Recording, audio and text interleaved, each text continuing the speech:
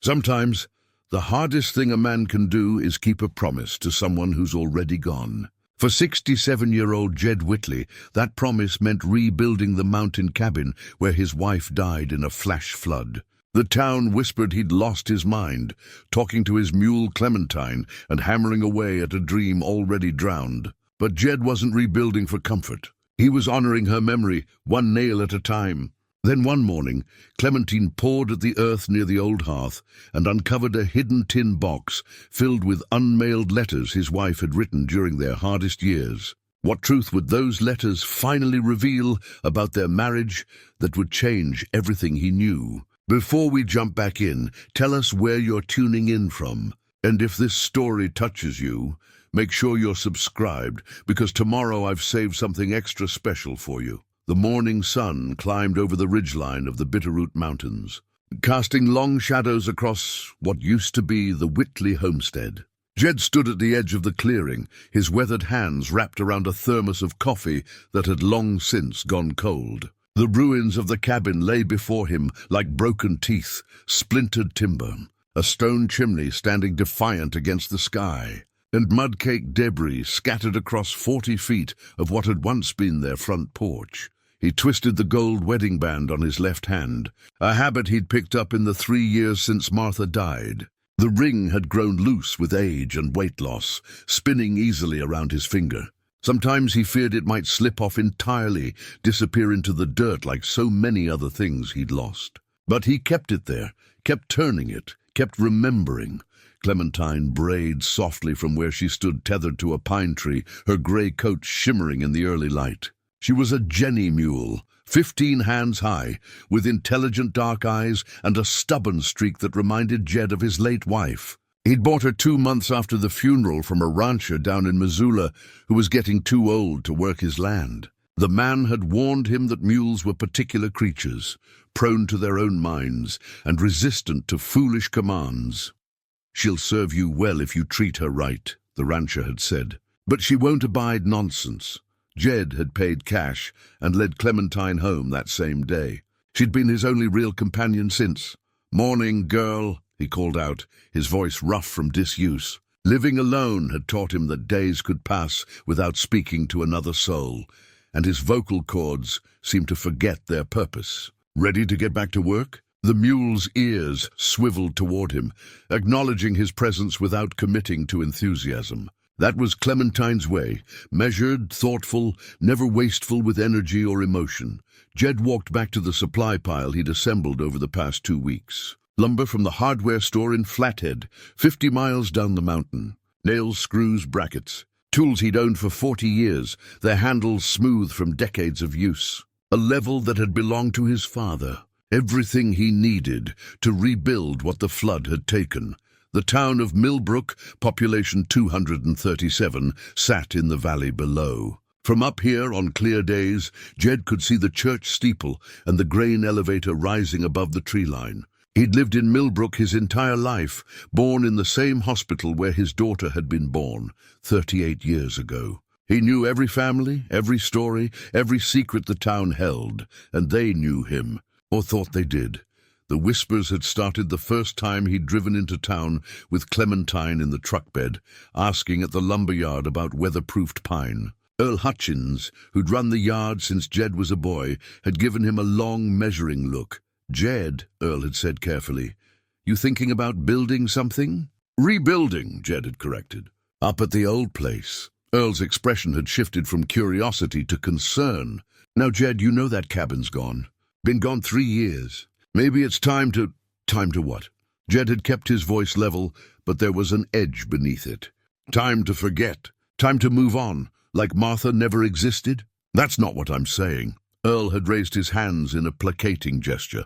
"I'm just worried about you is all. That's rough country up there. You're not getting any younger." Jed had paid for the lumber without another word. He'd heard the same sentiment in various forms from a dozen other people. The clerk at the grocery store, the waitress at the diner, his daughter Sarah, who called every Sunday from Seattle with barely concealed anxiety in her voice. "Dad, are you sure about this?" she'd asked during their last conversation. "It's just Mom wouldn't want you living up there alone. She'd want you to be safe, to be around people, but Sarah didn't understand. None of them did. This wasn't about safety or companionship or any of the rational concerns they kept pressing on him. This was about a promise made in the dark hours of a 40-year marriage, whispered across a pillow when they were both too young to understand what forever really meant. Martha had loved that cabin. Not the structure itself, though she'd helped him build it when they were newlyweds. Her hands blistering as she hammered alongside him, but what it represented. Freedom, space, a life carved out on their own terms, away from the expectations and judgments of the valley below. They'd raised Sarah there, homeschooling her until she was 12 and insisted on attending the school in Millbrook. They'd weathered storms and hard winters, learned to live with the land instead of against it. Martha had planted a garden that seemed to defy the short-growing season, coaxing tomatoes and squash from the rocky soil through sheer determination. She'd hung bird feeders that attracted mountain bluebirds and evening grosbeaks, filling their mornings with song. And then, one August afternoon, the sky had opened up.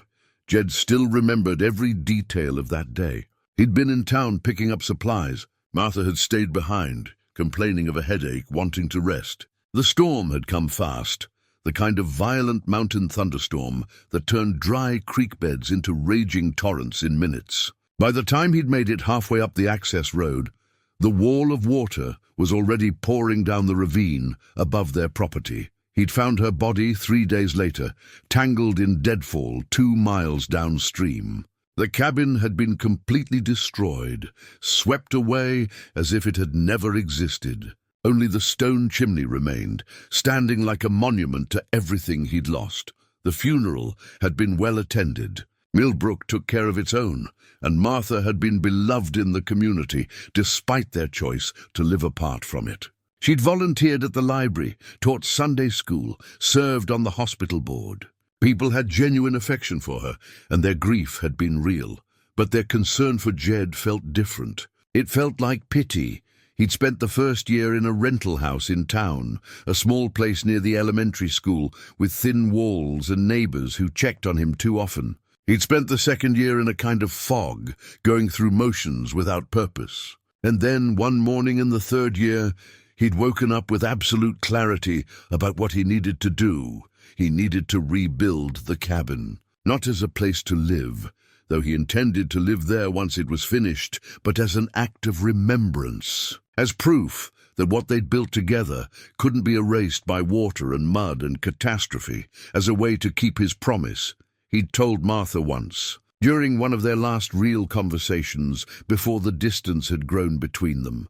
A distance he hadn't fully understood until it was too late, that he would always protect what they'd created together, always preserve it. She'd squeezed his hand and smiled, but there had been something sad in her eyes, something he'd been too stubborn or too blind to decode.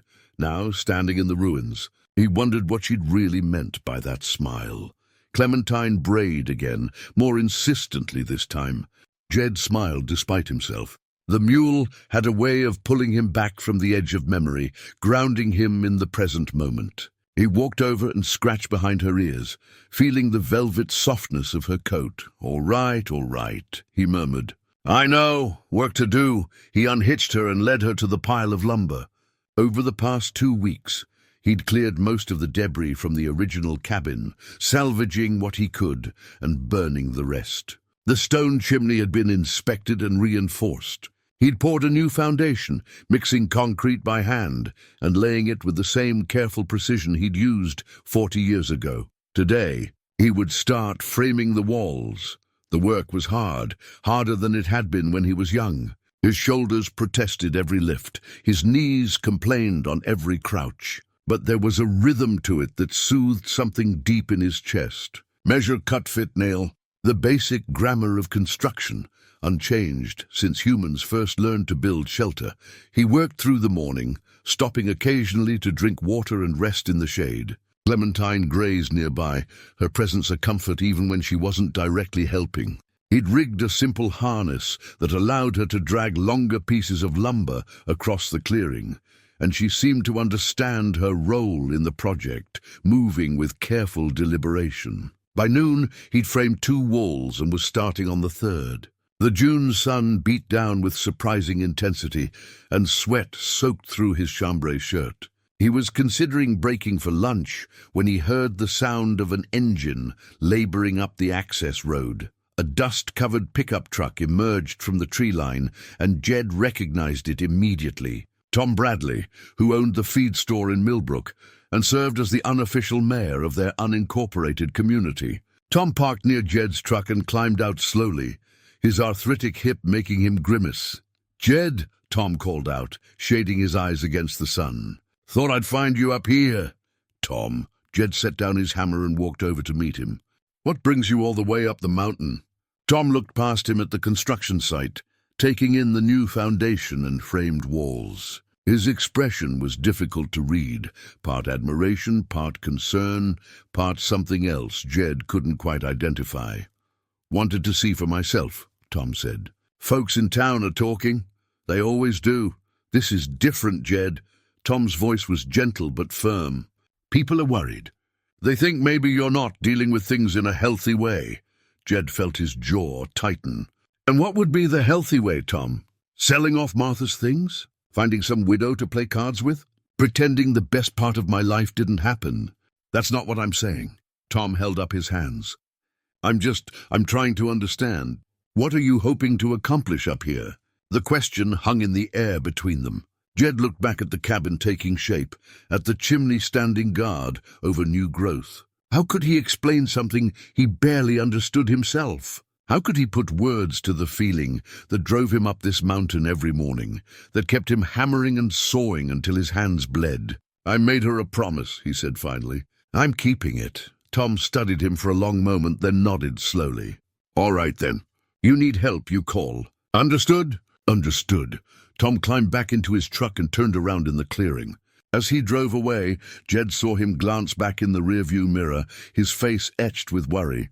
Let them worry, Jed thought. Let them talk. They didn't know what Martha meant to him, what she'd given him.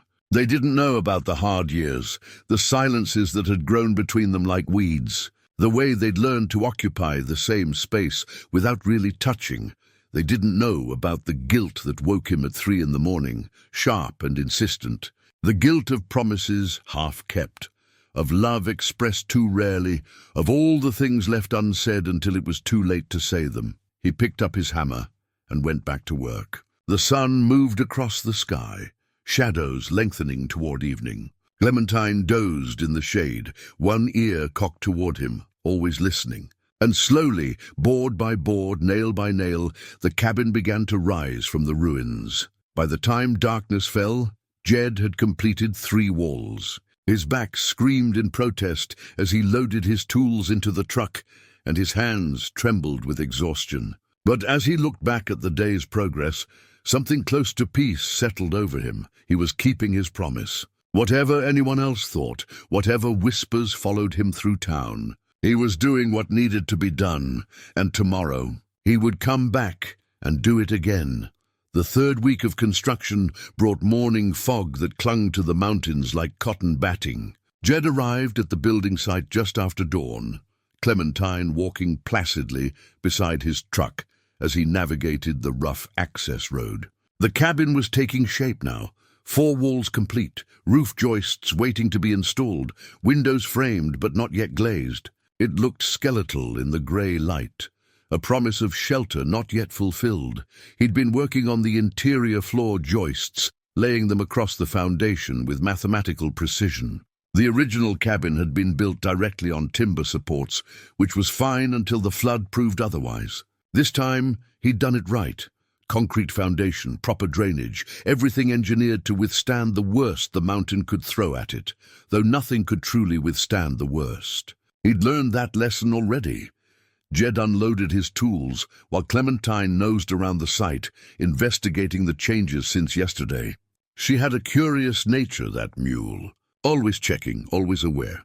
Martha would have liked her. Martha had always preferred the company of animals to most people, said they were more honest about their intentions. He was measuring a joist when Clementine's behavior changed.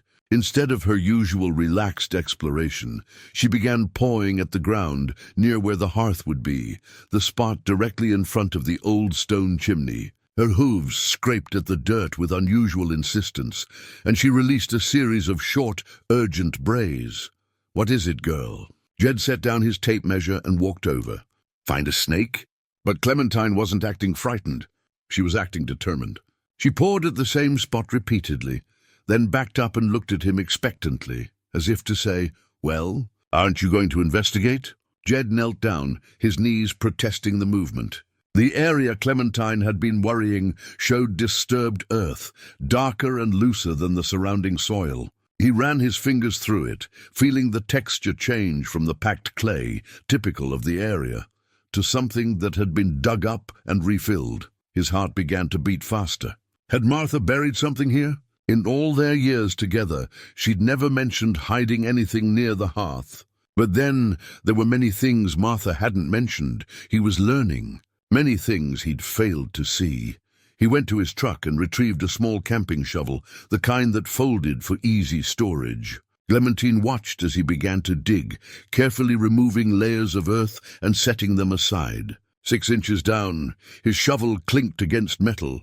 Jed's hands trembled as he brushed away the remaining soil.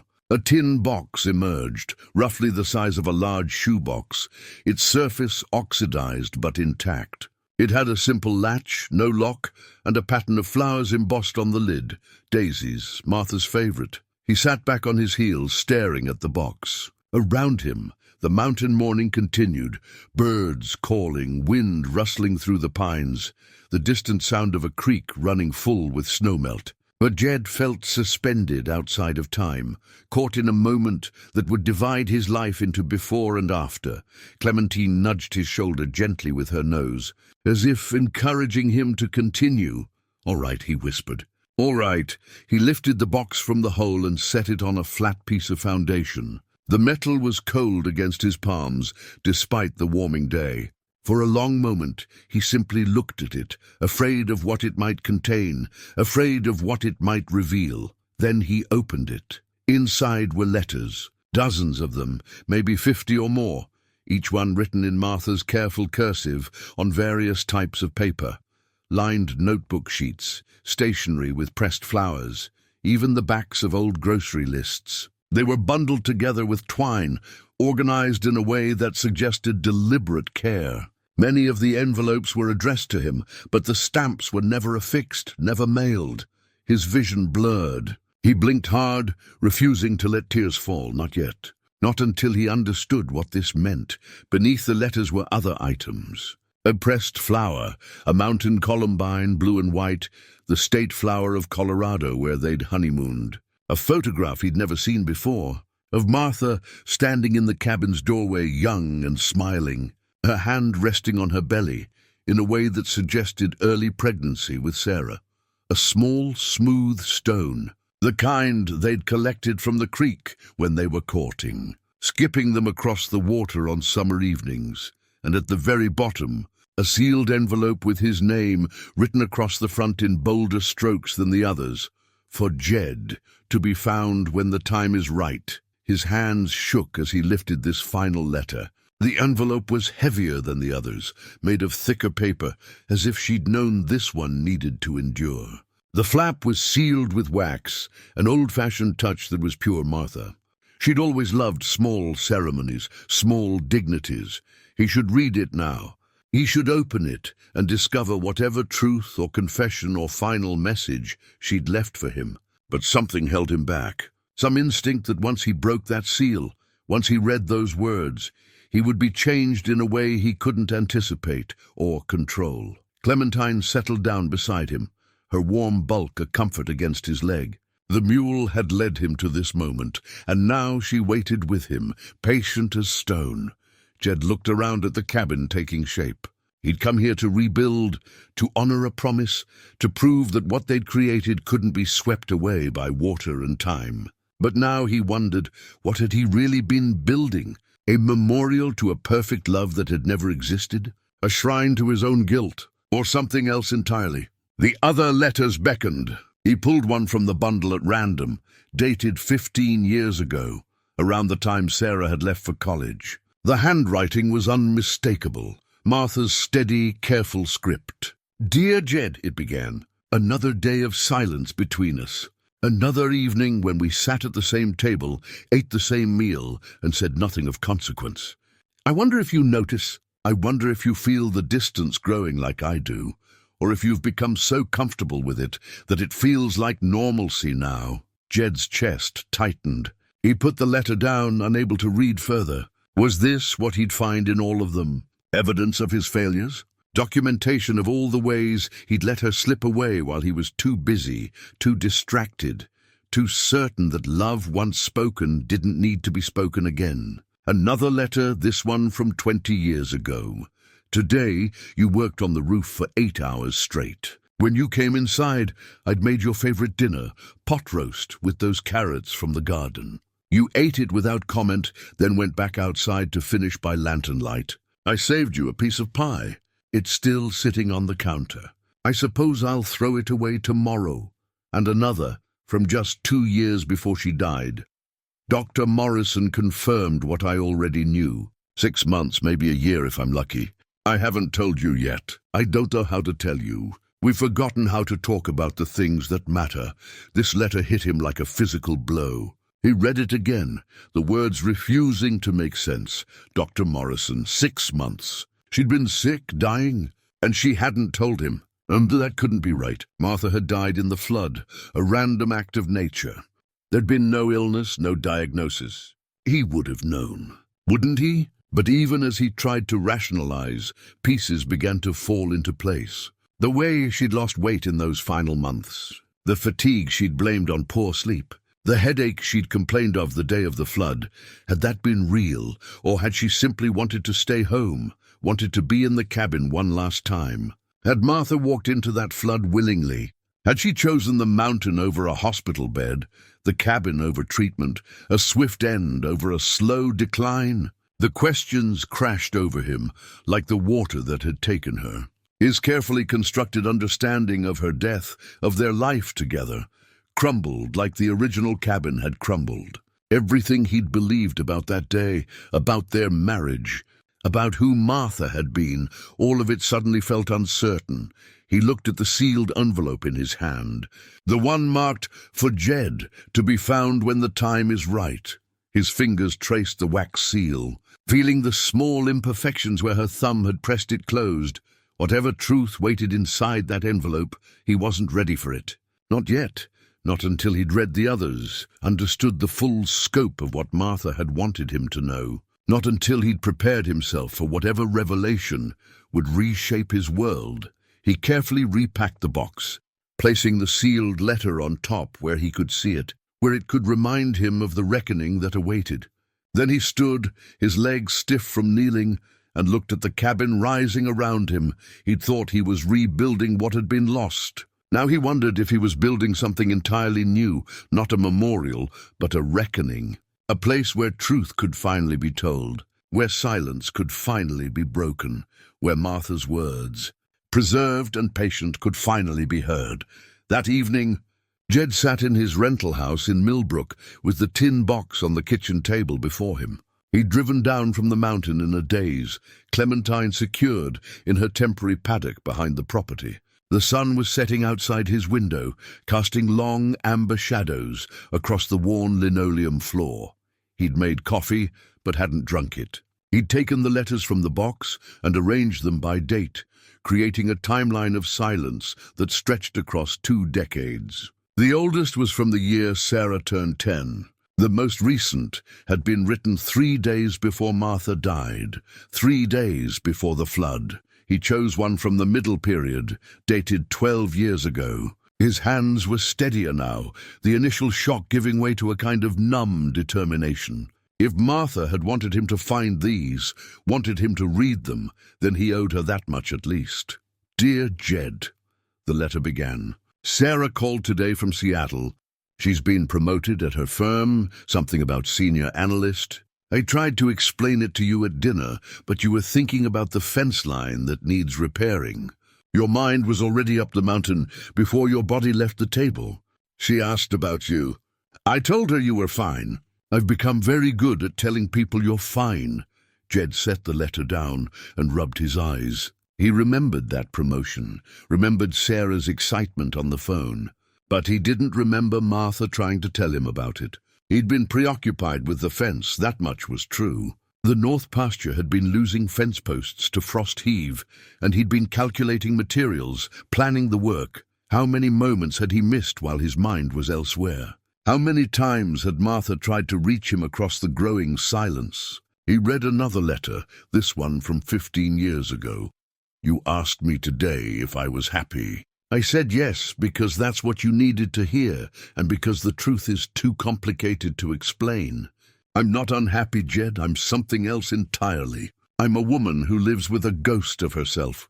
The young woman who used to laugh easily and dream big dreams. I don't know where she went. I think maybe she drowned slowly in all the days that passed without notice, all the conversations we didn't have, all the touches we didn't exchange. His throat tightened. He'd asked her that question on their 30th anniversary. They'd driven into Missoula for dinner at a nice restaurant, a rare trip off the mountain. He'd meant it as an opening, a chance to reconnect. And she'd smiled and said yes, she was happy. And he'd been relieved because he didn't know how to bridge the gap if she'd said anything else. He should have asked again, should have pressed, should have seen past the easy answer to the truth underneath.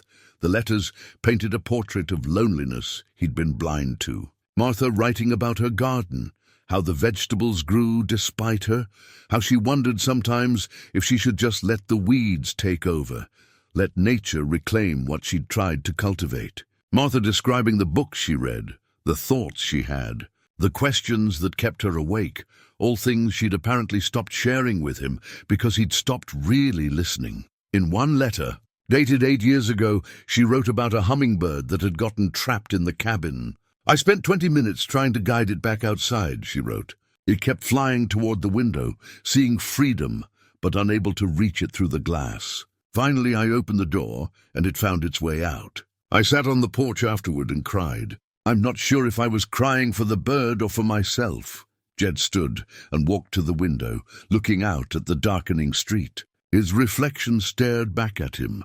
An old man, with weathered skin and eyes that suddenly seemed to carry more weight than they had this morning. He'd thought he knew Martha, thought he understood their marriage. But these letters revealed a parallel life he'd been oblivious to, an interior world she'd inhabited alone. His phone rang, shattering the silence. He checked the caller ID. Sarah, he answered, trying to keep his voice normal. Hey, sweetheart. Dad, hi. Just checking in. How's the cabin coming? Even now, she couldn't quite bring herself to support the project. Her concern bled through every word, wrapped in careful neutrality. Good, he said. Walls are up. Starting on the roof next week. That's great. A pause. Dad, are you eating? Are you taking care of yourself? I'm fine, Sarah. You always say that. There was frustration in her voice now, mixed with something that sounded like fear. Mom always said that too. Everyone's always fine until they're not. The words hung between them. Jed thought about the letters, about Martha's careful documentation of not-fineness that she'd hidden from everyone, including their daughter. Your mother, he began, then stopped. How could he tell Sarah about the letters? How could he explain that he was discovering piece by piece that he'd failed the woman they'd both loved? What about Mom? Sarah's voice softened. She loved you very much. I hope you know that. I do know that, Dad. I also know she loved you, even when you made it hard. The accusation was gentle but unmistakable. Sarah had always been perceptive, had always seen more than he gave her credit for. She'd grown up watching them drift apart, witnessing the long silences and separate orbits. I'm reading some things she wrote, Jed said carefully. Letters. I found them at the building site. Sarah's intake of breath was sharp. Letters? What kind of letters? The kind she never sent. The kind she wanted me to find eventually. What do they say? The truth, I think. Things she couldn't tell me when she was alive. Another long pause. Then, are you okay, Dad? Really okay? Jed looked at the table covered in Martha's handwriting, at the sealed envelope that still waited to be opened. I don't know yet, but I need to keep reading. I need to understand. Call me if you need to talk. Promise. I promise. After they hung up, Jed returned to the table. He pulled out another letter, this one from 6 years ago. Martha wrote about a dream she'd had, where she and Jed were young again, building the cabin for the first time. In the dream, we were laughing, she wrote. I can't remember the last time I heard you laugh, Jed. Really laugh, not just that polite chuckle you give when something is supposed to be funny. I miss your laugh. I miss mine too. He did laugh, though, didn't he? He tried to remember the last time he'd laughed with Martha, genuinely and freely. The memory wouldn't come. Instead, he remembered work, remembered chores and responsibilities, and the endless tasks of maintaining a life on the mountain. He remembered being tired, being focused, being practical. He remembered all the things that had seemed important at the time, and none of them involved laughter. Clementine would have to wait for her evening feed. The hour had grown late, but Jed couldn't stop reading. Each letter was a window into Martha's heart, and he was finally, painfully, looking through. One letter stopped him cold. It was dated 4 years before her death, and the handwriting was shakier than the others, as if written in distress. I went to see Dr. Morrison today for what I thought was just a persistent cough. The tests came back. Cancer. Stage 2, maybe 3. He wants to run more tests, talk about treatment options. I sat in his office, and the only thing I could think was, I'm going to die on this mountain, and Jed will never know I was afraid. Jed's vision swam. She'd known for 4 years, had lived with that knowledge, carried that weight, faced that terror, alone. While he'd been worrying about fence posts and roof repairs and 100 other mundane concerns, Martha had been dying, and she hadn't told him because somewhere along the way, without either of them quite realizing it, they'd stopped being able to tell each other the things that mattered most. He picked up the sealed envelope, the final letter. His fingers trembled as he traced her handwriting. For Jed, to be found when the time is right. Was now the right time? Or did he need to read all the others first to understand the full context of whatever she'd written in this final message? The kitchen clock ticked in the silence. Outside, Millbrook settled into night, and Jed sat with his wife's words, learning who she'd really been, and mourning the conversations they'd never had. Jed didn't sleep that night. He read through dawn, working chronologically through Martha's hidden correspondence. By the time the sun rose over the valley, he'd consumed 3 decades of unsent thoughts, and his understanding of their marriage lay in pieces around him, like the scattered timber of the destroyed cabin. Some letters were mundane, observations about weather, descriptions of her garden, accounts of small daily victories. Others cut deeper, revealing depths of feeling he'd either ignored or simply failed to recognize. She wrote about desire that went unmet, touch that became rare, intimacy that faded into routine and then into nothing at all. We used to slow dance in the kitchen, one letter read. Remember, when Sarah was a baby and the radio played something soft, you'd pull me close and we'd sway together while she slept in her basket. Last night I heard that same song, and I realized we haven't danced in 15 years. When did we stop? I can't pinpoint the moment. It just slipped away like so many other things. He did remember dancing with her. The memory came back sharp and clear. Martha in his arms, her head against his chest, the smell of her hair, the warmth of her body. When had they stopped? He couldn't say. Life had gotten busy. They'd gotten tired. It had seemed like there would always be time later, but later had run out, and he'd never known how little of it remained. By mid-morning, he forced himself to make breakfast, though he had no appetite. Toast and eggs that tasted like cardboard. He ate mechanically, thinking about the letters still unread. There were perhaps 20 more, including the sealed one. He was close to the end of Martha's story, close to understanding the full scope of what she'd wanted to tell him. His phone buzzed with a text from Tom Bradley. Need anything from town? Headed to the hardware store, Jed typed back. No thanks. Won't be working today. The response came quickly. Everything okay? Fine, just taking a day. He turned his phone off before Tom could ask more questions. Today, he needed to be alone with Martha's voice. Tomorrow, he could face the world again. Letter from 3 years before her death. Dr. Morrison says the cancer has spread. Lungs now, maybe liver. He's talking about chemotherapy, radiation, clinical trials. He's using words like aggressive treatment and extending quality of life. But what quality, Jed? What life? The one where we share space but not ourselves. Where we've mastered the art of being together while completely alone. She'd rejected treatment. The revelation didn't surprise him now, though it would have devastated him yesterday. Martha had chosen to live her final years on her own terms, in the place she loved, without the poison of chemotherapy or the indignity of hospitals. She'd chosen the mountain and the cabin and the garden and the birds. She'd chosen to die there, in the flood, or had she? Another letter, written 2 years before the end. There's something peaceful about knowing the end is coming. It makes every sunrise more precious, every meal more savored. I find myself noticing things I used to take for granted. The exact color of morning light through the pines, the sound of wind in the aspens, the way frost forms on the windows in winter. I'm learning how to be present, Jed. I wish I'd learned it sooner. I wish I could teach it to you. Present. The word echoed in his mind. How often had he been truly present with Martha? How many moments had he missed because his mind was elsewhere, planning the next task, worrying about some future problem? He read about her daily routine in those final years. How she'd wake before him and watch the sunrise alone. How she'd work in her garden with increasing difficulty, her body betraying her even as her spirit remained strong. How she'd written these letters at the small desk by the window, pouring out everything she couldn't say aloud. Why can't I tell you these things face to face? She wrote in one particularly poignant letter. I've asked myself this question 100 times. Is it fear of your reaction? Fear of shattering the peace we've constructed from silence? Or is it something simpler?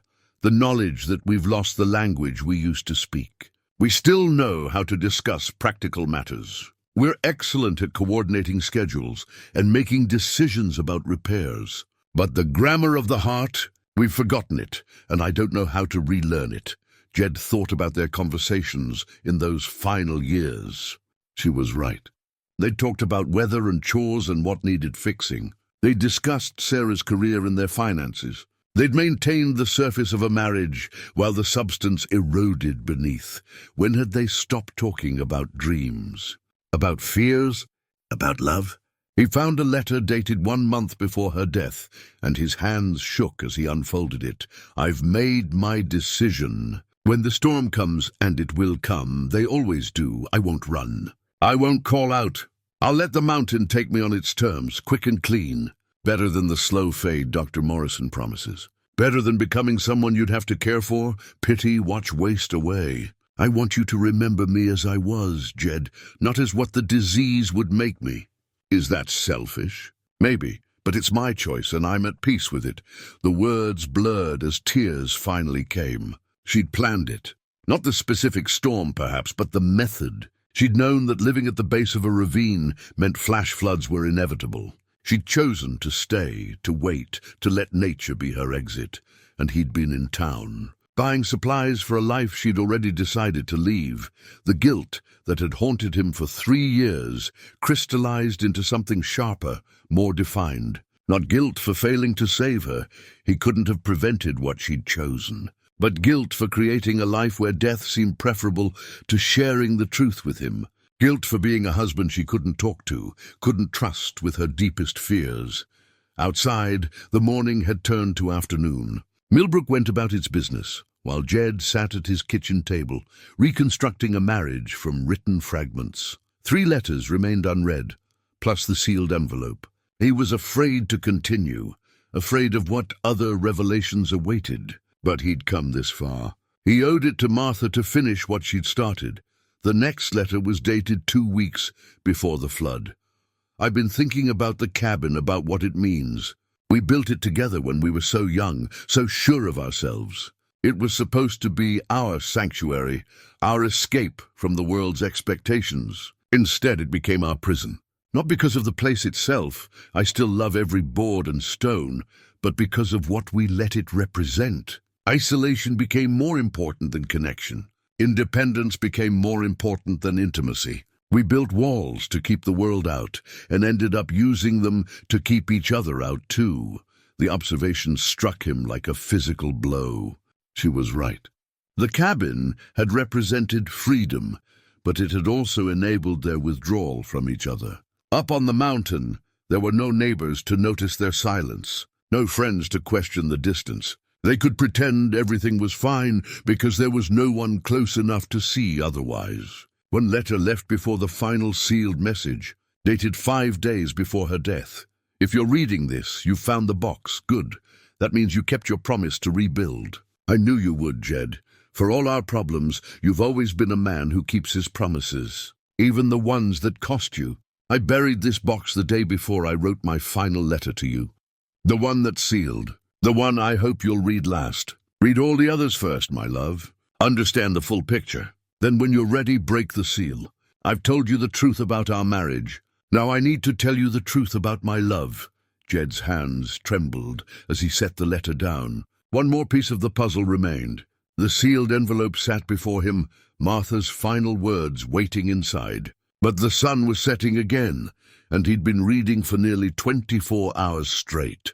His eyes burned, his head ached, and his heart felt like it had been wrung out and left to dry. Tomorrow. He would read the final letter tomorrow, after he'd had time to absorb everything else. After he'd come to terms with the woman Martha had really been, and the man he'd failed to be for her, he gathered the letters carefully and returned them to the tin box, leaving only the sealed envelope on the table where he could see it. A reminder, a promise, an ending that still waited to be discovered.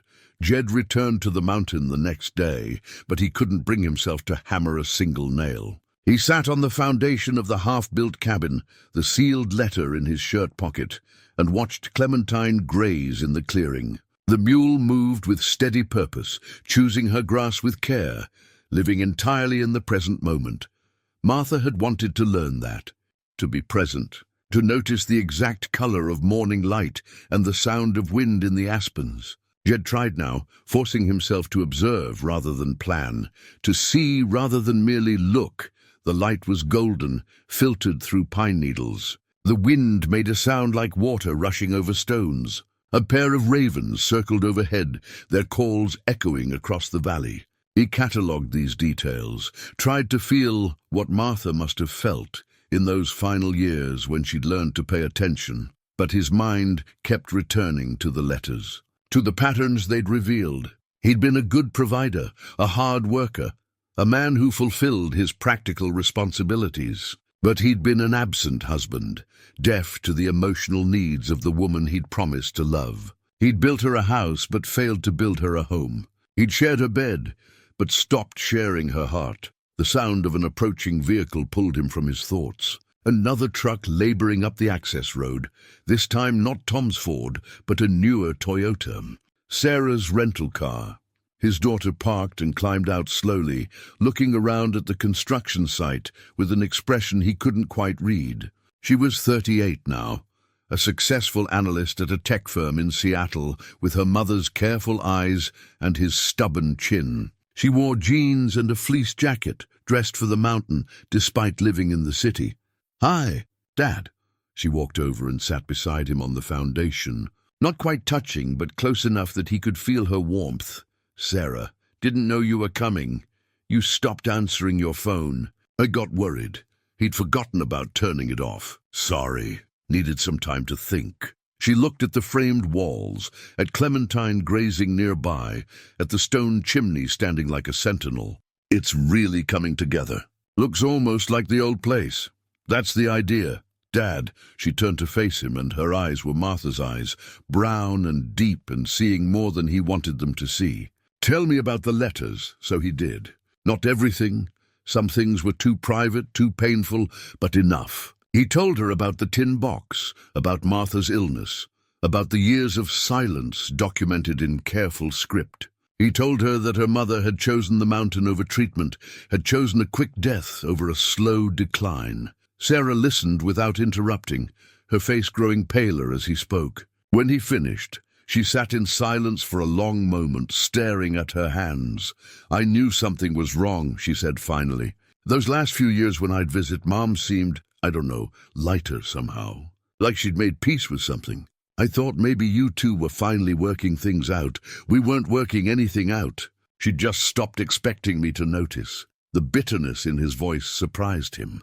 Sarah reached over and took his hand, her grip firm. You loved her, Dad. I know you did. Love isn't enough if you don't know how to show it. If you don't know how to listen, is that what the letters say? Among other things. He pulled out the sealed envelope from his pocket. Haven't read this one yet. It's the last one. She wrote it right before the flood. Sarah's eyes widened. Are you going to read it? I need to. But I'm afraid. Of what? Of what she really thought of me. Of our marriage. Of whether she died thinking I never really loved her. Sarah squeezed his hand tighter. Mom knew you loved her. Whatever else was wrong, she knew that. How can you be sure? Because of this. Sarah gestured at the cabin, taking shape around them. Because she buried those letters where she knew you'd find them eventually. Because she trusted you to come back here, to rebuild, to keep your promise. She knew you, Dad. Maybe not in the way either of you needed, but she knew who you were at your core. The words offered a small comfort, but they couldn't erase the guilt. Jed had read 49 letters documenting loneliness and unmet needs. One more letter wouldn't absolve him. I should have seen it, he said. The cancer, the pain. I should have noticed. Maybe she didn't want you to notice. Maybe that was her way of protecting you. From what? From having to watch her die slowly. From becoming a caretaker instead of a husband. From seeing her as sick instead of whole. Sarah's voice was gentle but firm. You're so busy blaming yourself. You're not considering that maybe she made these choices out of love. For you, the idea hadn't occurred to him. He'd been so focused on his failures that he hadn't considered Martha's agency, her reasons for hiding the truth. What if she'd kept silent, not because she couldn't trust him, but because she wanted to spare him? I don't know if that makes it better or worse, he admitted. It makes it complicated. Like most real relationships. Sarah stood and brushed off her jeans. You want help with the roof? I've got 3 days before I need to be back in Seattle. The offer surprised him. Sarah had always been supportive from a distance, but she'd never offered to actually work on the cabin. You sure?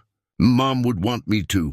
Besides, somebody needs to make sure you're eating real meals and not just living on coffee and memories. Despite everything, Jed felt a smile tug at his lips. Deal. They worked through the afternoon, Sarah proving surprisingly competent with basic carpentry. She clearly inherited Martha's careful attention to detail, measuring twice and cutting once, never rushing. As they installed roof joists, she told him about her life in Seattle, the job she was good at but didn't love, the apartment that felt too empty, the dates that never went anywhere. I think I learned from watching you two, she said, as they took a water break. How to be with someone without really being with them. How to build walls even when you're sleeping in the same bed. The observation stung, but Jed couldn't deny it. You don't have to repeat our mistakes, don't I? It seems like the only model I had. She softened the words with a sad smile. I'm not blaming you, Dad. I'm just saying, maybe this is generational. Maybe we all need to learn how to be present, like Mom wrote about. They worked until sunset, then drove down to Millbrook together. Sarah insisted on cooking dinner, and Jed sat at his kitchen table, watching her move around the small space with Martha's efficiency. The tin box sat between them, a silent presence. Are you going to read it tonight? Sarah asked, serving pasta onto plates. The last letter? Tomorrow, I think. Up at the cabin. That's where she'd want me to read it. Want me to come with you? He considered it, then shook his head. This is something I need to do alone. But thank you. After dinner, Sarah pulled up the photos on her phone from her last visit before Martha died. Jed hadn't seen most of them. Candid shots of Martha in the garden, at the kitchen table, standing on the porch, looking out at the mountains. In every photo she was smiling, but Jed could see now what he'd missed then.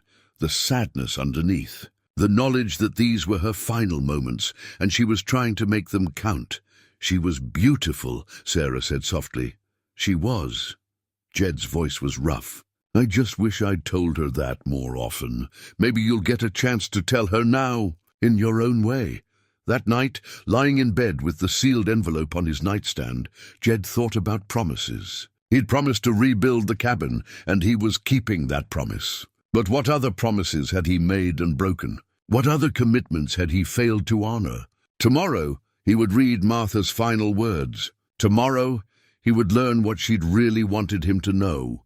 And then, somehow, he would have to figure out how to live with that knowledge and how to become the man she deserved all along, even if it was too late for her to see it. Morning came with rain, unusual for late June but not unheard of in the mountains. Jed stood at his window watching water sheet down the glass, and his first thought was of the flood. Always the flood, that wall of water and mud that had taken everything.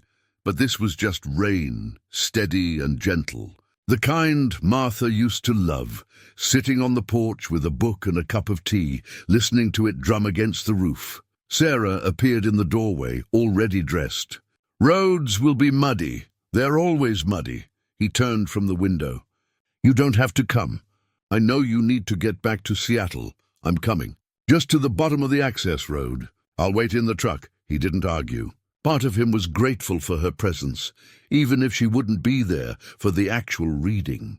Having someone who cared nearby felt like a tether to the present, a reminder that life continued beyond Martha's letters. They drove in comfortable silence, Sarah at the wheel of her rental car. The windshield wipers beat a steady rhythm. By the time they reached the turnoff to the mountain road, the rain had lightened to a mist. "Dad," Sarah said as she pulled over. "Whatever's in that letter, remember that Mom loved you. However complicated things were, that was always true." "How do you know?" "Because she kept your wedding ring on her finger right up to the end. Because every time I called, she asked about you first. Because she buried those letters where only you would find them." Sarah's eyes were bright with unshed tears. She could have destroyed them, could have taken all those feelings to her grave. But she wanted you to know. That's love, Dad. Maybe not the easy kind, but the real kind. Jed leaned over and kissed her forehead, something he hadn't done since she was small. "When did you get so wise?" "I had good teachers, even if they didn't know they were teaching." He climbed out into the mist and transferred to his own truck, where Clementine waited in the bed. The mule shook water from her ears and gave him an accusatory look, as if he'd personally arranged the weather to inconvenience her. The drive up the mountain was treacherous, his truck sliding in the mud despite four-wheel drive. Twice he had to stop and clear fallen branches from the road. But eventually he made it to the clearing where the cabin stood, its partial roof dark with rain. He let Clementine out, and she immediately found shelter under the overhang he'd constructed for supplies. Smart girl. Jed pulled on a rain jacket and stood looking at the cabin. It was more complete than it had been just days ago. Walls finished, roof mostly done, windows waiting to be installed.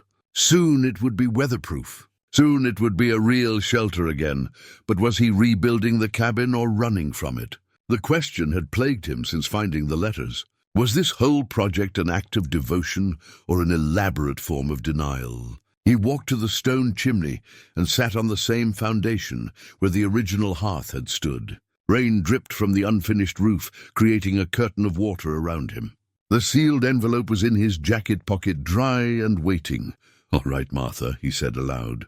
"I'm here. I'm listening." He broke the wax seal carefully, preserving it even though it served no further purpose. The letter inside was written on heavy paper, the kind she'd saved for special occasions. Her handwriting was steady, purposeful. She'd written this knowing exactly what she wanted to say. "My dearest Jed," it began, and his vision already blurred. She hadn't called him that in years. "If you're reading this, you've found my letters. All of them. I'm glad. I wanted you to understand the full truth of our marriage. The loneliness, yes, but also the beauty. Because there was beauty, Jed, so much of it that I sometimes forgot to be sad about what we'd lost. I need you to know something. I don't regret our life together. Not the cabin, not the mountain, not the choices we made. I only regret that we forgot how to tell each other what we needed. That we let silence become our primary language. By the time you read this, you'll know about the cancer. You'll know that I chose not to tell you, chose not to seek treatment. I need you to understand why. Not because I didn't trust you, I did always, but because I knew you. Knew you'd want to fix it, to fight it, to throw everything we had at saving me. You'd have sold the cabin, moved to the city, spent our savings on treatments that would buy me a few more months of pain and indignity. I couldn't let you do that. This mountain, this life, it's who we are. It's what we built together. I wanted to die here in the place we loved, on my own terms. I wanted you to remember me as myself, not as a sick woman wasting away in a hospital bed. The flood was a gift, Jed. I know that sounds strange, but I'd been waiting, preparing. When I felt it coming that morning, the storm building, the ground already saturated from earlier rains, I knew. I sent you to town on purpose. Told you I had a headache so you'd leave me here. I wanted to spare you the choice, the guilt of either staying and dying with me or leaving and living with having left. So I stayed. I sat on our porch and I watched the water come down the ravine, and I was at peace. I thought about our wedding day, about building this cabin together, about Sarah's birth, about every sunrise we'd shared. I thought about your hands, Jed, your strong, capable hands that built everything I ever needed. I thought about how lucky I'd been to love you, even when we forgot how to show it. Now here's what I need you to do. Forgive yourself. You're reading these letters and thinking about all the ways you failed me, all the conversations we didn't have, all the touches you didn't give. But Jed, I failed you too. I stopped reaching out. I stopped asking for what I needed. I let silence become comfortable. We both did this, and we both loved each other through it. Rebuild the cabin. Keep your promise, but don't rebuild it as a shrine to guilt.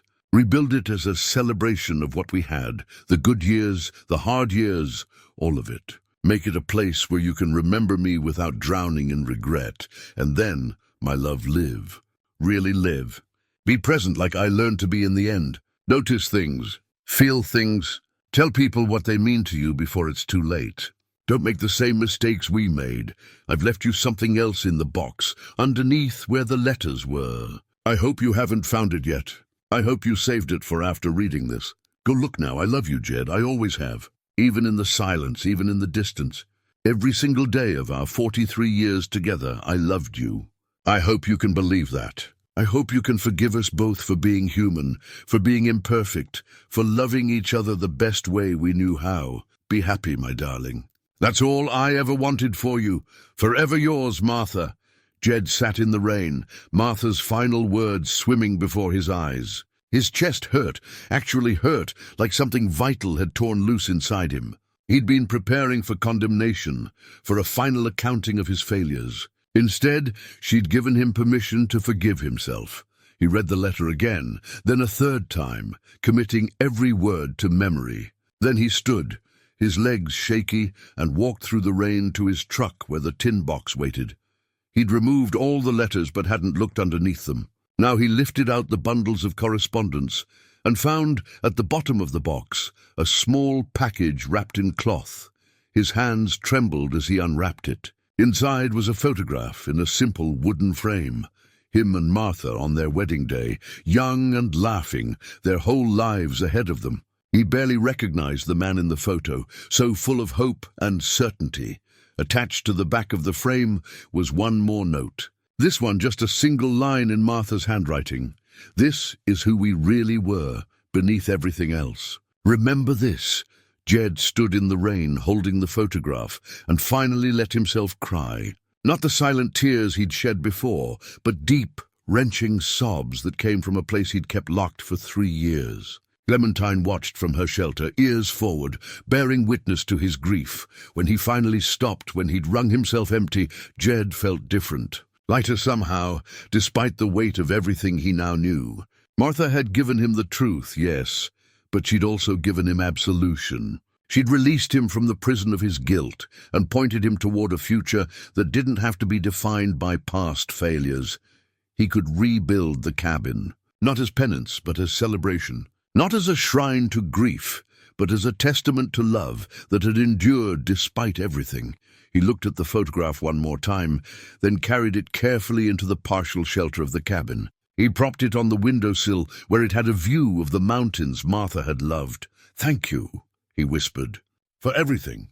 For the truth, for the forgiveness, for 43 years of trying. Then he picked up his hammer and despite the rain, despite everything, he went back to work. 3 weeks passed.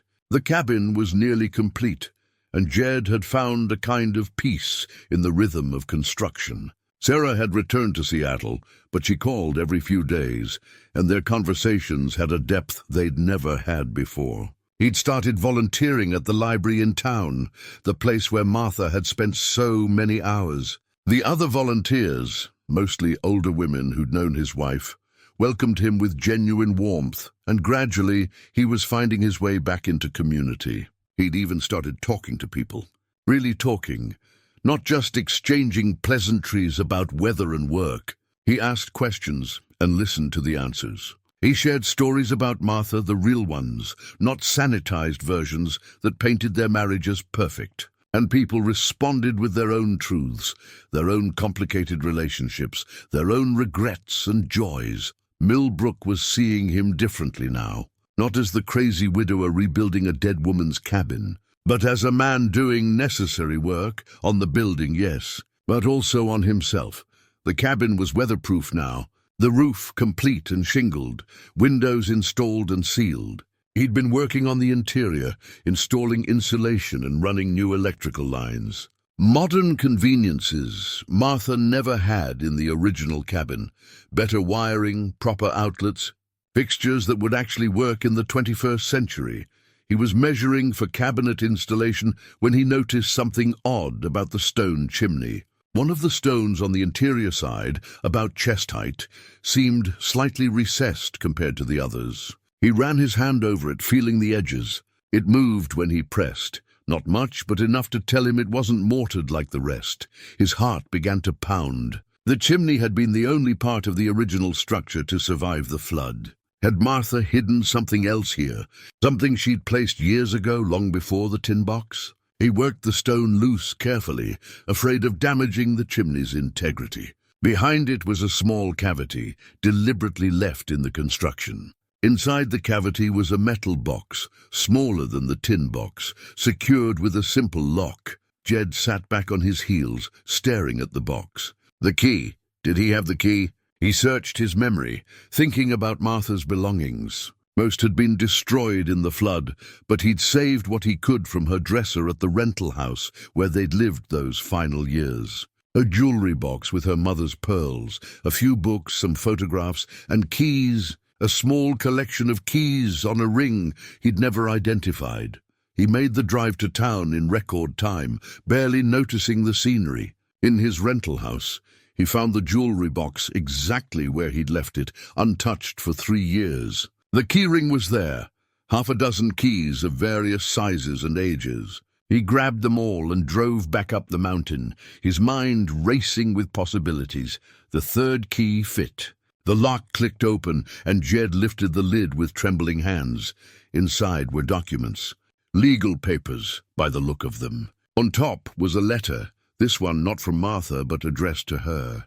The return address made his blood run cold. Colorado Department of Vital Records. He unfolded the letter, dated 5 years before Martha's death. It was a response to a request she'd made for birth records. His eyes scanned the official language until he found the relevant passage. In response to your inquiry regarding the birth record for Sarah Jean Whitley, born June 14, 1987, at St. Mary's Hospital, Millbrook, Montana, we have found no records matching the information provided. Our search of all Colorado records from 1980 and 1990 has produced no documentation of any previous births registered under your name or any of the aliases provided. Jed read it again, the words refusing to make sense. No previous births. But Martha had told him she'd had a daughter before they met, a baby girl born when she was 17, given up for adoption in Colorado. She'd been 25 when they married, and that secret, that loss, had been part of her story, part of what made her who she was. He'd never questioned it. Why would he? She'd cried when telling him, on their 3rd date, sitting in his truck overlooking the valley. She'd said the baby's name was Emily, that she'd held her for 1 hour before the adoptive parents took her away, that she still thought about her every day. Jed had promised to help her search someday when they had money and time. But life had gotten busy and the search had never happened. Sarah was born, and they poured their energy into raising her. The lost daughter in Colorado became a sad footnote mentioned occasionally but never pursued, except there was no lost daughter. Martha had made it up, but why? Why would she create such an elaborate fiction? What possible reason could she have had? He dug deeper into the box. More documents, medical records from a hospital in Butte, dated 2 years before they'd met. Psychiatric evaluation forms, a diagnosis, severe depression following traumatic miscarriage. Recommended treatment, therapy, medication, possible inpatient care, miscarriage, not a baby given up for adoption. A pregnancy lost at 4 months, a devastating trauma that had nearly destroyed her, and underneath those documents a journal. Martha's handwriting, but younger, shakier. The first entry was dated 6 months after the miscarriage. Dr. Chen thinks I need to create a narrative I can live with. The truth, that I lost the baby, that my body failed, that there's no one to mourn, no grave to visit. It's too abstract, too hopeless. So I've built a story. A baby girl named Emily, who lived, who was adopted, who exists somewhere in the world. It's not true, but it feels true. It gives me something to hold on to, something better than the emptiness. Jed's hands shook as he turned pages. Entry after entry documented Martha's construction of this alternate history. She described Emily's imagined life in detail. The family who adopted her, the town in Colorado where she grew up, the milestones she would have reached. She wrote about it with such conviction that Jed could see how the fiction had become reality for her. And then, an entry from shortly after they'd met. I told Jed about Emily today. I wasn't planning to, but we were talking about family, and it just came out. The story, I mean, not the truth. I watched his face as I talked, and I saw such compassion there, such genuine empathy. He said he'd help me search for her someday. He said nothing I'd done in my past could change how he felt about me. I should tell him the truth. I know I should, but I'm afraid. Afraid he'll see me as damaged, as crazy. This fiction I've built, it's protected me for so long, and now it's protecting me from losing him. Is that wrong? Maybe, but I can't seem to stop. More entries charted her internal struggle. Some days she resolved to tell him the truth. Other days she justified the continued deception. Eventually the entries stopped. She'd moved on, buried the journal, and lived her life with the lie intact, until apparently 5 years before her death, something had prompted her to search for the truth. To request the birth records that proved Emily had never existed. Jed found one more document in the box, a letter Martha had written but never sent, addressed to him and dated 4 years before the flood. Jed, I need to tell you about Emily, or rather, about the absence of Emily. I've lied to you for nearly 40 years. There was no adoption, no baby girl in Colorado.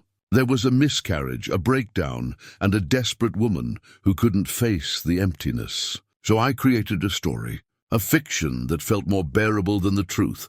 I'm telling you now because I'm dying, and the lies should die with me. You deserved better than this deception. Sarah deserved a mother who was honest. I'm so sorry, Jed. I'm sorry I wasn't brave enough to tell you the truth from the beginning. I'm sorry I let you believe in a tragedy that never happened while running from the one that did. I don't expect forgiveness. I just needed you to know. But she'd never sent this letter either. Never told him. She'd taken the truth to her grave, leaving only these hidden documents to tell the story she couldn't speak aloud. Jed sat in the half-finished cabin, surrounded by evidence of Martha's deepest secret, and tried to process what it meant. She'd lied to him for their entire marriage. Not about everything. Their love had been real. Their life together had been real. But this foundational story, this piece of her history he'd carried with him for decades, was fiction. He thought about all the times they'd talked about Emily, the occasional mentions on what would have been her birthday, the quiet acknowledgement that somewhere their daughter's daughter might exist. All of it based on a story Martha had constructed to cope with unbearable loss. And suddenly Jed understood the letters about silence and distance, understood why she'd found it so hard to be honest with him about the cancer, about her fears, about anything that mattered. She'd spent 40 years maintaining a lie, and that lie had built a wall between them that neither of them could breach. She hadn't trusted him with her brokenness. She'd shown him only the fiction she could control, and that fiction had crowded out space for truth. The irony wasn't lost on him. He'd spent 3 weeks mourning his own failures, his inattention, his emotional distance, his inability to see Martha's pain. But she'd had secrets too. She'd built walls too. Their marriage hadn't failed because of him alone. It had failed because neither of them knew how to be vulnerable, how to risk showing their true selves. They'd been two people protecting themselves from pain, and in doing so, they'd protected themselves from each other. Jed looked at the wedding photograph still propped on the windowsill. Those young people had no idea what awaited them. The joys, yes, but also the accumulated silences, the protective lies, the slow drift into parallel lives. But Martha had tried in the end to bridge that gap. The letters, the final message, the wedding photo, all of it was her attempt to tear down the walls, to show him the truth, even after death. She'd been braver in dying than either of them had been in living. Could he honor that? Could he take her final gift of honesty and learn from it? He gathered the documents carefully and returned them to the metal box. These were secrets Martha had kept, but they were also evidence of her humanity, her struggle, her imperfection. They didn't diminish his love for her. If anything, they deepened it. She'd been real, complicated, flawed, just like him, and maybe that was the point. Maybe the real story wasn't about perfect love or tragic loss. Maybe it was about two imperfect people trying their best and falling short, but loving each other anyway through all of it. Jed stood and walked to the window, looking out at the mountains bathed in afternoon light. Martha had been right about one thing. He needed to be present now. To notice, to feel, to tell people what they meant to him while there was still time, starting with Sarah. She deserved to know about Emily.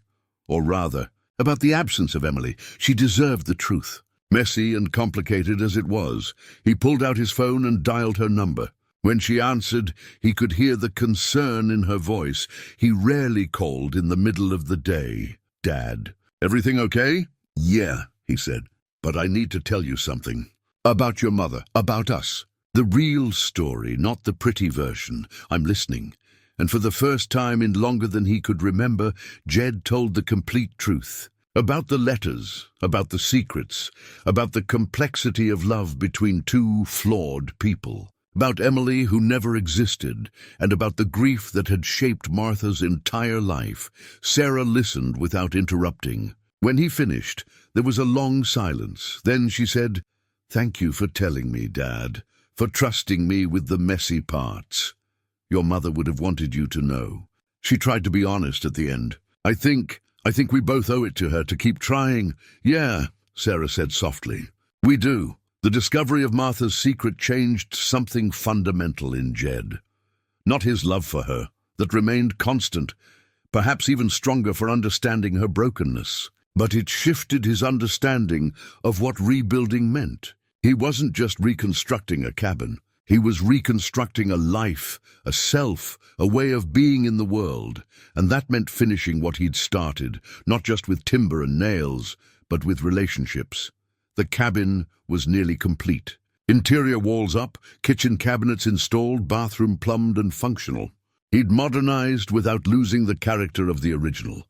Martha's careful touches preserved in the layout, in the wide windows that framed the mountain views, in the porch that wrapped around the south side, where morning light spilled golden through the pines.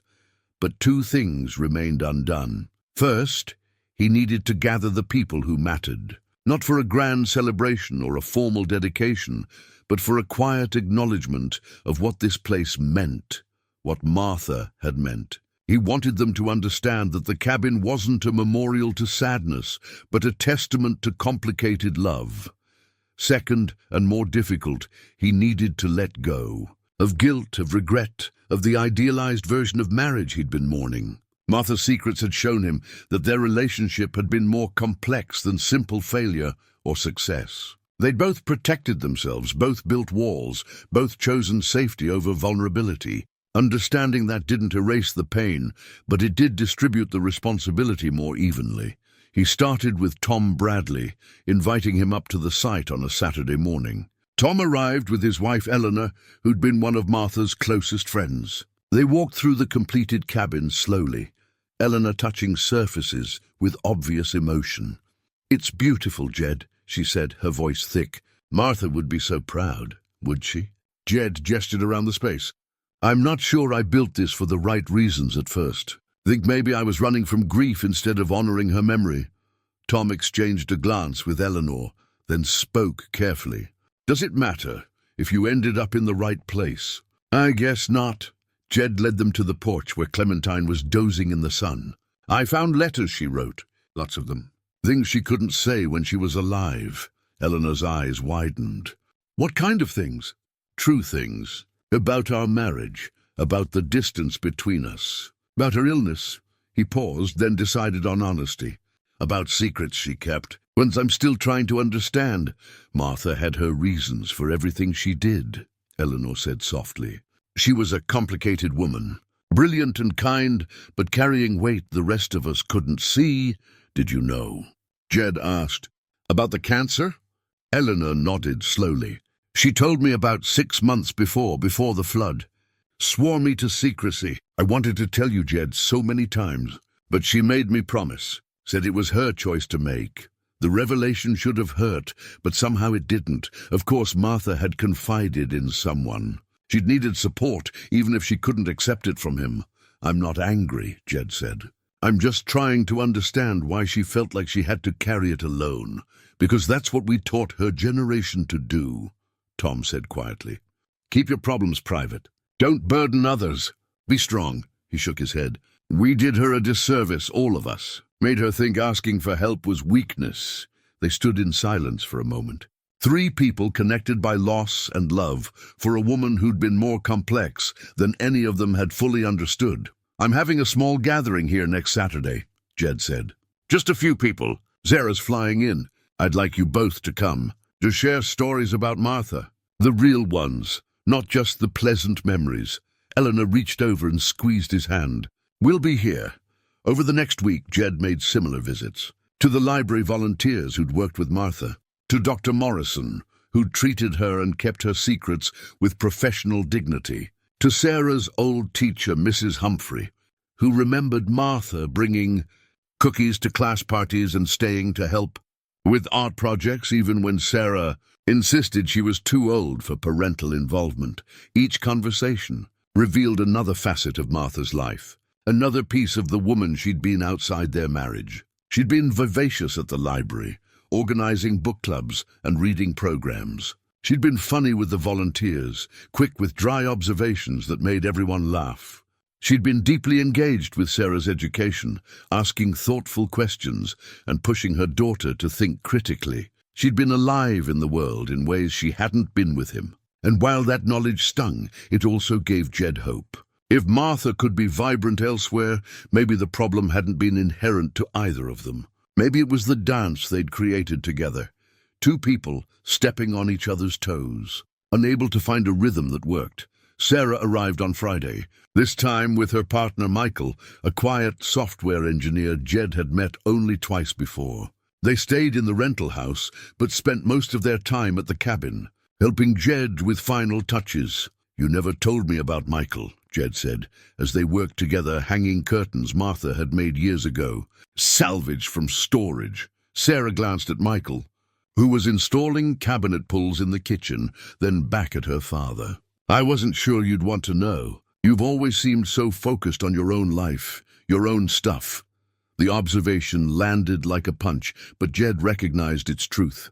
"You're right. I'm sorry for that. Tell me now." So Sarah did. She told him about meeting Michael at a work conference, about their slow-building friendship that turned into more, about her fears of repeating her parents' patterns. She told him about seeing a therapist to work through relationship anxiety, about learning communication skills her parents had never modeled.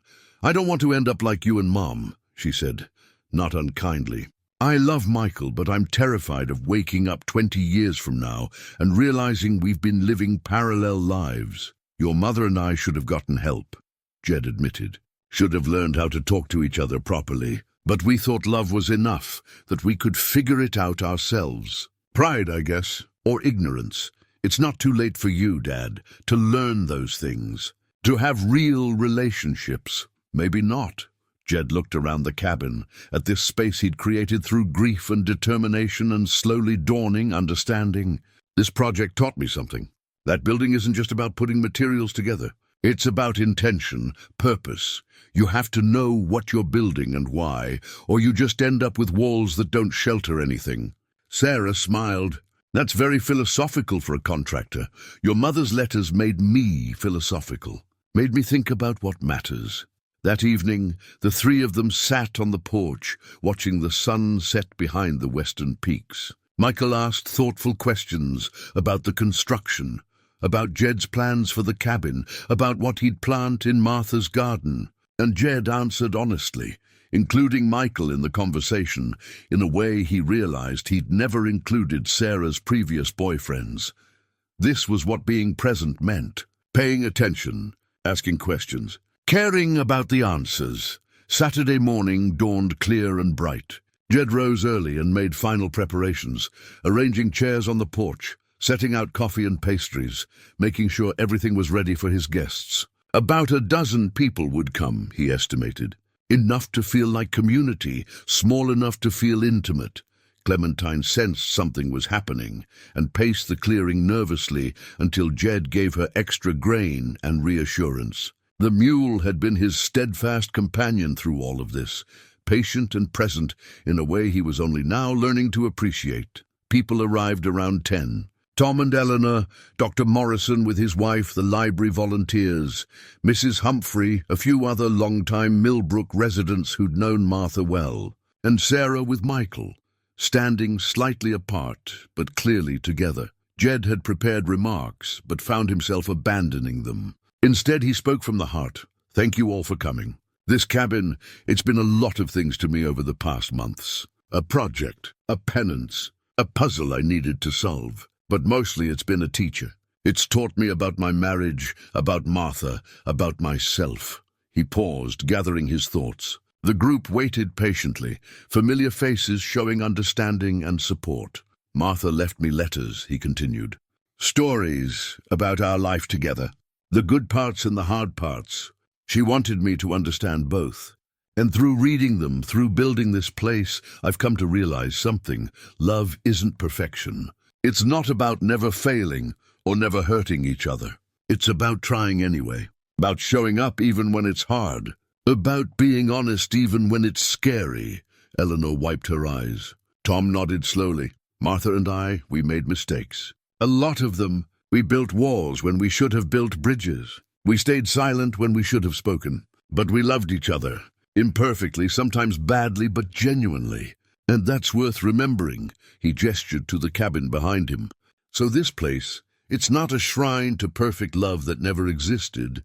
It's a testament to real love, complicated love, human love. The kind that survives despite our flaws, not because we don't have any. Sarah stood and walked over to him, slipping her hand into his. Together they faced the small gathering. My mother, Sarah said, her voice strong despite the tears on her cheeks, was an extraordinary woman. Not because she was perfect, but because she tried to be honest, especially at the end. She left my father the truth, even when it was painful. That's courage. That's love. The group murmured agreement. One by one, people began sharing their own memories of Martha. Eleanor told about Martha's dry wit at library board meetings. Mrs. Humphrey described Martha's patience teaching reluctant readers.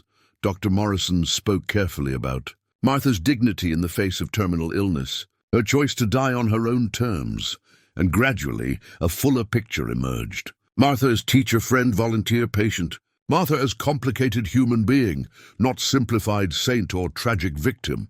Martha as someone who'd struggled and loved and feared and hoped, just like all of them.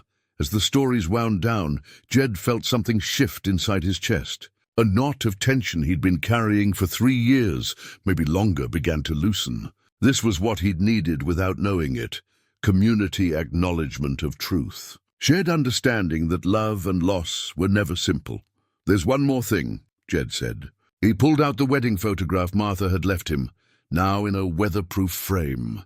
"I'm going to hang this on the porch. Not hidden away, but out where weather and sun can touch it. Because that's what love is, exposed to the elements, changing over time, weathering but enduring." He mounted the photograph on the wall next to the door, securing it firmly. In the picture, he and Martha smiled at the camera, impossibly young, impossibly hopeful. "To Martha," Tom said, raising his coffee cup, "who taught us all that being human means being complicated." "To Martha," the group echoed, and Jed felt for the first time since the flood a sense of peace. Not closure, there would never be full closure, but acceptance, understanding, a willingness to move forward while carrying Martha's memory, not as burden, but as gift. The cabin was complete. The story was told. The truth was acknowledged. Now the real work of living could begin. After the gathering ended and the guests departed, Sarah and Michael stayed to help Jed clean up. But as evening approached, Sarah suggested they take a walk, just the two of them. They followed the path Martha used to walk, the one that wound through aspens, up to a ridge overlooking the valley. The evening light turned everything golden. Birds called their final songs before settling for the night, and father and daughter climbed in comfortable silence, letting the mountains speak for them.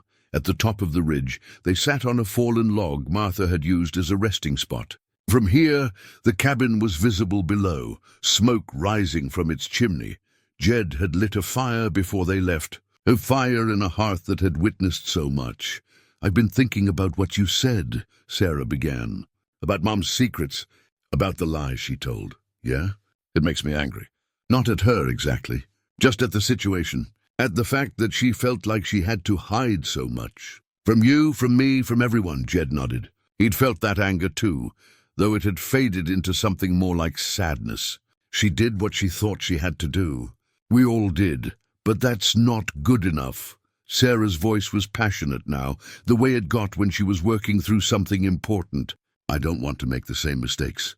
I don't want Michael and me to end up strangers to each other, keeping secrets because honesty feels too hard." "Then don't." Jed turned to face her fully. "Learn from us. Do better. It's not too late for you." "Is it too late for you?" The question hung in the air between them. Was it? Jed was 67, a widower living in a town where he'd spent his whole life. Most people his age were settling into retirement, into grandchildren, into the slow fade of their remaining years. What kind of life could he build now? But then he thought about the past months, about learning to talk to people again, really talk, about volunteering at the library and discovering he enjoyed helping teenagers find books that spoke to them, about Clementine and the simple pleasure of caring for another living being, about this conversation with his daughter, more honest than any they'd had in years. "No," he said finally, "I don't think it is." "Too late, I mean." Sarah smiled, and it was Martha's smile, complicated, knowing, but genuine. "Good, because I need you around, Dad. The real you, not the ghost you've been for the past 3 years. I'm working on it." They sat watching the sun dip toward the horizon. Somewhere down in the valley, Millbrook was settling into Saturday evening. Families having dinner, couples watching television, teenagers sneaking out to meet by the creek. All the ordinary business of life continuing as it always did, regardless of individual grief or joy. "Dad," Sarah said after a while, "can I tell you something I've never told you before?" Of course. I knew Mom was sick. Not the details, not how bad it was. But I knew something was wrong. I could see it in her face when I'd video call, in the way she'd changed the subject when I asked how she was feeling. And I didn't push. I let her pretend everything was fine because it was easier than confronting the truth. Jed felt his throat tighten. "Sarah, I've been angry at you," she continued, "for not seeing what was happening, for being so absorbed in your own world that you missed Mom dying. But I did the same thing. I saw the signs, and I looked away. We both failed her. The words hurt because they were true, but they also released something. The need to carry all the guilt alone, to be the only one responsible for Martha's suffering. We can't change the past, Jed said, but we can learn from it. We can do better going forward. How? How do we do better? By being honest, by showing up, by asking the hard questions, even when we're scared of the answers. He put his arm around her shoulders, something he hadn't done since she was a child. By telling the people we love that we love them out loud regularly. By not assuming they know. Sarah leaned into him, and they sat like that as the sun touched the western peaks. In that moment, Jed felt the full weight of fatherhood, not just the practical responsibilities he'd always focused on, but the emotional labor of being truly present for his daughter. "I love you, Sarah," he said. "I'm proud of you, not just for your career or your accomplishments, but for who you are, for your kindness and your thoughtfulness and your courage to be vulnerable. You're better than I ever was at being human." She was crying now, but quietly. "I love you too, Dad, and I'm proud of you for doing this, for rebuilding, for being willing to change." They held each other as darkness crept across the valley. The cabin lights glowed below, warm and welcoming. A promise of shelter, of safety, of home. Not the home they'd lost, but something new. Something built on truth instead of silence, on acceptance instead of pretense. Tomorrow, Sarah and Michael would return to Seattle. The cabin would stand empty for a while, though Jed planned to move in within the month. Life would continue its complicated forward motion. But tonight, on this ridge overlooking the valley, father and daughter found what Martha's letters had been pointing toward all along. Connection. Real, honest, vulnerable connection. The kind that acknowledges pain and failure and love all at once. The kind that heals. The walk back down the mountain in darkness was slow but sure. Jed had walked this path so many times, he knew every rock and route, even without full light. Sarah used her phone as a flashlight, and Michael waited for them at the cabin. Having started dinner from supplies Jed kept stocked. Inside, the cabin glowed with warmth. The fire crackled in the hearth, the same hearth where Clementine had poured the ground and uncovered Martha's hidden truth. The new windows reflected their images back at them.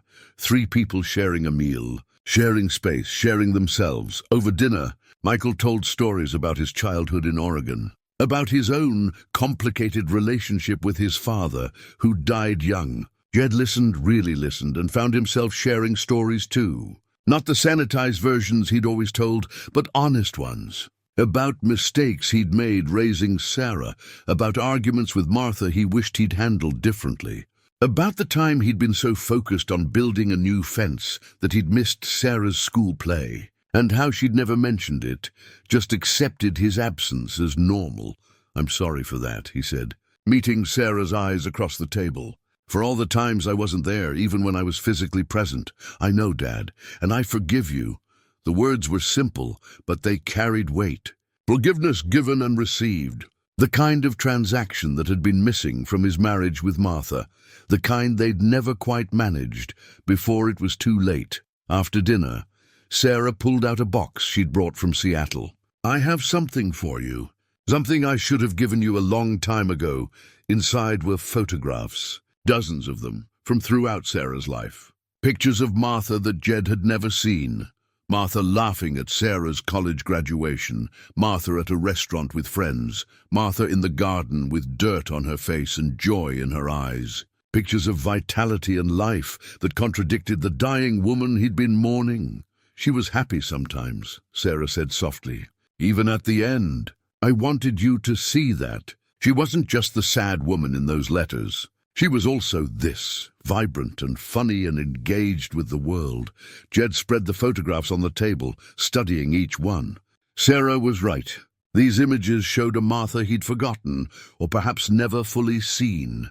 A woman who could find joy despite terminal illness, despite a disappointing marriage, despite carrying secrets that weighed her down. One photograph in particular caught his attention. Martha standing in front of the old cabin, probably taken 2 years before the flood.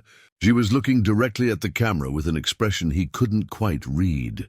Not sadness, but something more complex. Acceptance, maybe, or peace. As if she'd already made her decisions and found her way to living with them. "Can I keep this one?" he asked. "They're all for you, Dad. I made copies." He studied the photograph a while longer, then looked up at his daughter. "Thank you.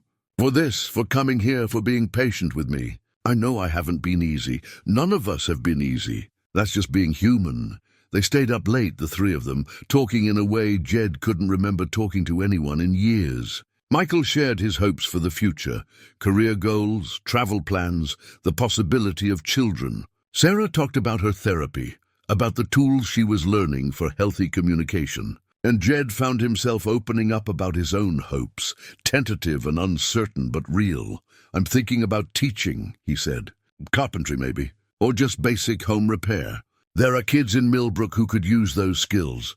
"That's perfect for you," Sarah said, and her enthusiasm was genuine. "Maybe. We'll see. But I need to do something with what I know. Pass it on before it's too late. Mom would love that idea. She always said you were happiest when you were teaching someone something." Had Martha really said that? Jed tried to remember instances of teaching, of sharing knowledge. He'd taught Sarah to drive, to change oil, to read a level. He'd helped Tom's grandson build a treehouse. He'd shown the library volunteers how to fix the loose shelf that had been wobbling for months. Maybe Martha had seen something in him he hadn't seen in himself. Maybe the letters weren't just about what had been wrong between them, but also about what had been right. About the good parts that had gotten lost in the silence and distance. As midnight approached, Sarah and Michael said their goodnights and headed to the loft Jed had built, a space designed for guests, for visitors, for the possibility of life continuing in this place. Jed banked the fire and sat alone in the main room, surrounded by photographs and memories and the solid reality of walls he'd built with his own hands. The cabin creaked and settled around him, finding its balance. New wood adjusting to old stone, modern construction integrating with historical foundation. A metaphor, he realized, for what he was trying to do with his own life. Build something new while honoring what came before. Move forward while carrying the past, not as burden, but as foundation. He touched the photograph of Martha one more time, then placed it on the mantel next to the wedding picture. 2 images, 2 moments, 2 versions of the woman he'd loved. Both true. Both worth remembering. "Thank you," he whispered. "For the letters. For the truth. For giving me a chance to do better." And in the silence of the mountain night, he almost felt her answer. Almost heard her voice saying what she'd written in that final letter. "Be happy, my darling. That's all I ever wanted for you." He could do that. Would do that. Starting tomorrow and every day after. For Martha.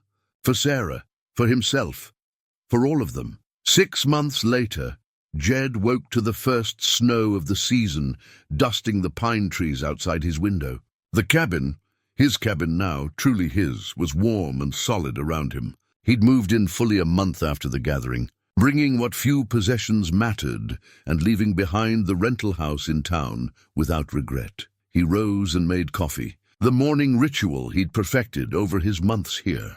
Clementine brayed from her small barn, a structure he'd built adjacent to the cabin, and he called out that he'd be there shortly. The mule had become more than a work animal. She was companion, confidant, reminder to stay present.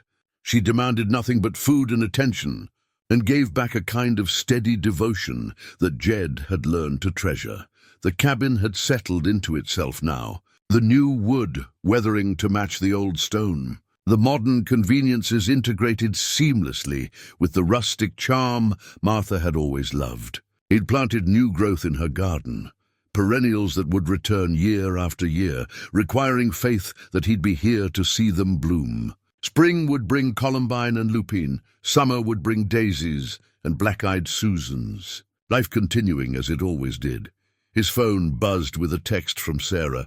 "Morning, Dad. Call you later tonight." He typed back a thumbs up, still learning the language of texts and emojis that seemed to matter to her generation. They talked twice a week now, real conversations that ranged beyond weather and logistics. She told him last week that she and Michael were thinking about marriage, and Jed had felt genuine joy at the news. She'd found what he and Martha had struggled to maintain: honest communication, vulnerability, presence. The community in Millbrook had embraced his new role. He taught carpentry classes at the high school twice a week, working with teenagers who needed both skills and structure. Some were troubled kids, some just curious, but all of them responded to Jed's patient instruction and willingness to see them as capable. He'd learned that teaching wasn't about perfection. It was about showing up, demonstrating technique, and trusting the student to find their own way. Eleanor had invited him to join the library board, and he'd accepted. Martha's seat in a way, though no one said it like that. He attended meetings, offered opinions on budgets and programs, and felt connected to the community in ways he hadn't since he was young. People no longer whispered about the crazy widower. Now they greeted him warmly, asked about his projects, invited him to dinners and gatherings. He'd even been on a few dates, tentative coffee meetings with widows and divorcees who were navigating their own complicated histories. Nothing serious yet, and maybe nothing would be. But the possibility existed, and that felt like progress. The possibility of companionship, of connection, of love that learned from past mistakes instead of repeating them. But this morning was for solitude. Jed bundled up and walked outside, coffee in hand, to watch the sun rise over the mountains. Clementine joined him, nuzzling his shoulder gently. The valley spread below, Millbrook just visible through morning mist, smoke rising from chimneys as the town woke to face another day. He thought about Martha often, but differently now. Not with crushing guilt or overwhelming regret, but with a kind of tender understanding. She'd been human, imperfect, struggling with her own demons. So had he. Their marriage had been real, flawed and beautiful and complicated, like most real things. The letters had given him truth, but also permission to remember both the failures and the successes, the distance and the love. The tin box sat on a shelf in his bedroom, the letters organized and preserved. He didn't read them often anymore. Their lessons had been learned, their truths absorbed. But knowing they were there, that Martha's voice could still speak to him when needed, brought comfort. He'd framed the letter about Emily, the truth about Martha's miscarriage and subsequent breakdown. Not to display, some truths were too private, but to preserve. Someday perhaps he'd share it with Sarah, or perhaps not. Some stories were Martha's alone to tell, and she'd told them as fully as she could. The woodworking classes had introduced him to a student named Marcus, a 16-year-old with a difficult home life and natural talent for construction. Jed had started mentoring him more formally, teaching him beyond the classroom, taking him on small repair jobs around town. Last week, Marcus had asked if Jed could teach him to build a chicken coop for his grandmother, and they'd spent Saturday measuring and planning. The boy reminded Jed of himself at that age, rough around the edges but capable, needing only guidance and someone who believed in him. This was legacy, Jed realized. Not the cabin itself, though that mattered, but the teaching, the connections, the honest relationships built on truth instead of pretense. This was what Martha had been trying to tell him in those letters, that life was meant to be lived in relationship, in community, in authentic presence with others. He finished his coffee and went inside to make breakfast. Later, he'd feed Clementine and work on a new project, a workshop behind the cabin where he could take on bigger carpentry jobs, maybe even build furniture to sell at the craft market Eleanor had suggested. Tomorrow, he'd teach his class and meet with Marcus to finalize the chicken coop plans. Next week, Sarah and Michael would visit, and he'd show them the garden plans for spring. The cabin had been rebuilt. But more importantly, so had Jed, not into who he'd been before. That person was gone, changed by grief and revelation and the hard work of growth, but into someone new, someone who listened more than he spoke, who valued connection over isolation, who understood that love required constant attention and honest communication, someone Martha would have been proud of. He looked at her photograph on the mantel, not the wedding picture, but the one from 2 years before the flood, where she gazed at the camera with that expression of peaceful acceptance. He raised his coffee mug in salute. "Thank you," he said aloud, "for everything, for the truth even when it hurt, for the love even when we couldn't quite express it, for giving me a second chance to get this right." Outside, the sun cleared the mountains and spilled golden light across the snow-dusted pines. Clementine called again, impatient for her breakfast, and Jed smiled, set down his mug, and stepped into the bright morning of his rebuilt life. The town had stopped mocking. They'd seen what he built, not just a cabin, but a life. Not just walls, but connections. Not just shelter, but meaning. The widowed cowboy had kept his promise. And in doing so, he'd discovered that rebuilding wasn't about restoration. It was about transformation. About becoming someone new while honoring what came before. About learning to live, really live, while there was still time.